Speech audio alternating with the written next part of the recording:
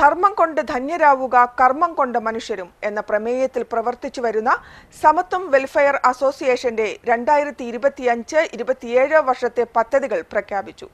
Ernakulam press ക്ലബ്ബിൽ നടത്തിയ വാർത്താ സമ്മേളനത്തിലാണ് പദ്ധതികൾ പ്രഖ്യാപിച്ചത്.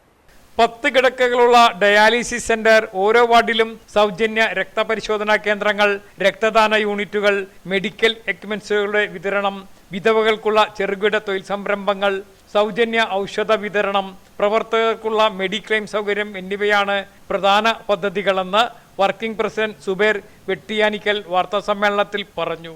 ഡയാലിസിസ് സെന്റർ ആരംഭിക്കുക,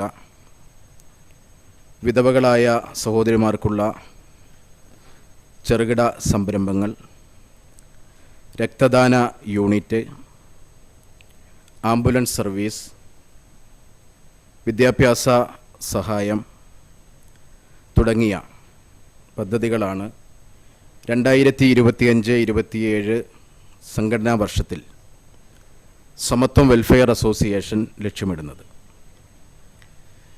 സംഘടനയുടെ പോളിസി മേക്കിംഗ് കൗൺസിലിൻ്റെ ഓഫീസായ സമത്വം ഭവൻ്റെ ഉദ്ഘാടനം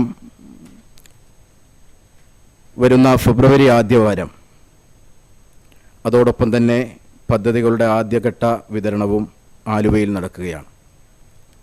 മാർച്ച് 15-ന് ദുബൈയിൽ വെച്ച് GCC ഘടകങ്ങളുടെ പ്രഖ്യാപന സമ്മേളനം നടക്കും. നമ്മുടെ ഈ സദുദ്യമത്തിന് പൊതുജന ശ്രദ്ധ കൊണ്ടുവരിക എന്ന ലക്ഷ്യവും നമ്മുടെ നാടിൻ്റെ സമൂഹത്തിലെ ഏറ്റവും പ്രധാനപ്പെട്ട ഘടകമായ മാധ്യമപ്രവർത്തകരെ ഇക്കാര്യങ്ങൾ ധരിപ്പിക്കുക എന്നുള്ളതുമാണ് വാർത്താ സമ്മേളനം കൊണ്ട് സംഘടന ഉദ്ദേശിക്കുന്നത്. കൂടാതെ ഓരോ ദിവസവും അർഹരായ അപേക്ഷകർക്ക് സ്പോൺസർമാർ വഴി 10,000 രൂപയുടെ ധനസഹായ വിതരണത്തിന് സംവിധാനം ഒരുക്കും. ഫെബ്രുവരി ആദ്യവാരം നയരൂപീകരണ സമിതി ഓഫീസായ സമത്വം ഭവന്റെ ഉദ്ഘാടനവും പദ്ധതികളുടെ 1ാം ഘട്ട വിതരണവും ആലുവയിൽ നടക്കും.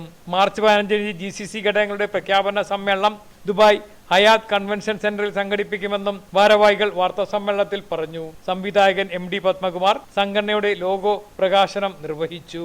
ജോൺ ഡാനിയൽ, സലാം കരിമക്കാട്, പ്രദീപ് തിരുവനന്തപുരം എന്നിവരും വാർത്താ സമ്മേളനത്തിൽ പങ്കെടുത്തു. News bureau, Ernakulam.